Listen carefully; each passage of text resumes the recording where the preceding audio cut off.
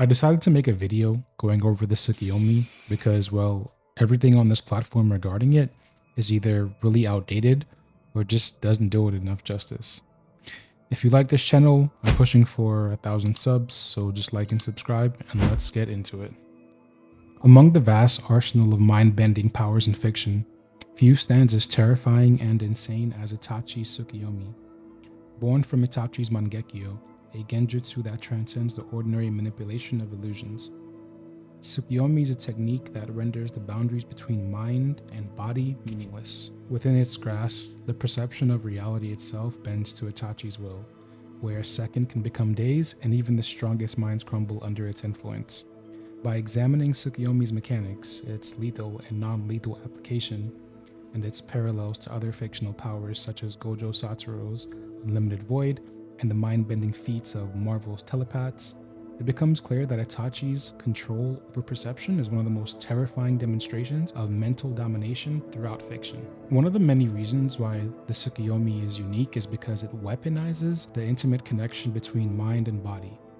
In this genjutsu, the victim's consciousness is dragged into a fabricated reality under Itachi's total control. Here, pain and suffering or experience is not a mere illusion.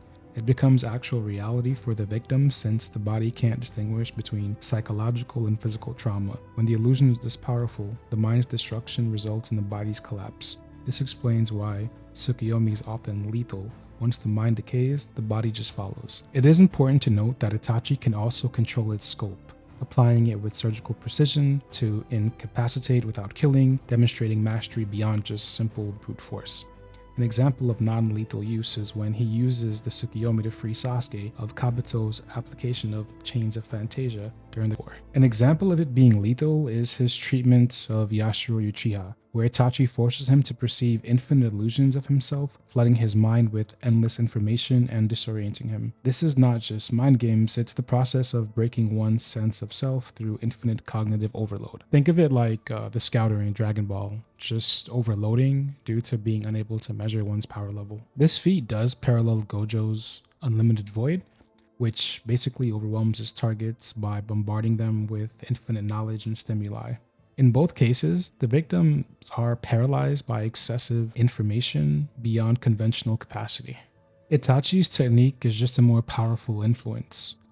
Gojo's Unlimited Void is external, forcing input into the mind repeatedly. Tsukuyomi, however, customizes reality itself within a target's mind, shaping not only what they see but also what they believe. Where Gojo drowns his opponent in infinite truths, Itachi traps them in infinite lies that becomes true for the victims entirely. Perhaps the most chilling aspect of the Tsukuyomi is Itachi's manipulation of the perception of time within the dreamscape. He can stretch a few seconds of real time into days of torture, or compress a picosecond, 1/1,000,000th of a second, into the equivalent of 80 years, a full lifetime. Put this in perspective, light travels approximately 300,000 kilometers per second. In just 1 picosecond, light travels 0.3 millimeters per second. That's roughly the thickness of a sheet of paper. Yet Itachi can make someone live out an entire lifetime in such a span of an infinitesimal fragment of real time. That is beyond comprehension. This feat surpasses even Marvel's greatest telepaths.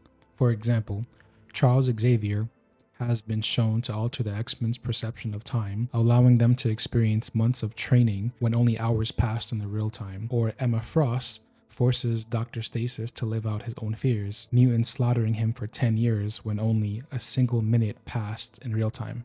Both feats are impressive, but they're still bound by relatively larger units of time. Itachi Tsukuyomi surpasses this because it achieves a denser compression of subjective experience into a less external time. Whereas Xavier and Emma manipulate perception over minutes or hours, Itachi condenses decades into a trillionth of a second. Basically, the ratio perceived to actual real time is astronomically higher, making Itachi's application the ultimate form of influencing temporal perception. What Itachi did for Izumi Uchiha, granting her the experience of an entire lifetime filled with love, family, and peace in the brief instant before her death, is actually no different than the compassionate acts of telepaths throughout comics such as Hope Summers or Raven, who often ease the suffering of the dying by reshaping their final perceptions, embedding false but comforting memories, or allowing them to experience more time than they can actually afford. The intention is the exact same: to transform a moment of fear and pain into one of serenity and fulfillment, allowing someone to pass believing they lived the life they long for. Itachi used Tsukuyomi not as a weapon but as a gift, offering Izumi decades of happiness in the blink of an eye. In this way, Tsukuyomi becomes more than a tool of torture, it becomes a medium of mercy, a way to grant someone peace when the real world offers none.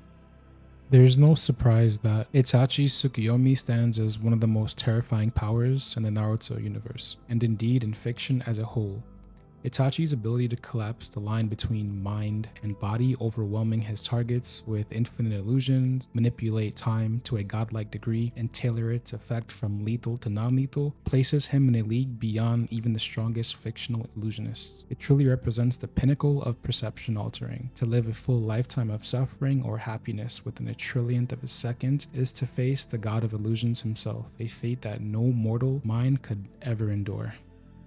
I'm going to try my best to put out more content, but if you enjoyed the video, be sure to like and subscribe. Until next time.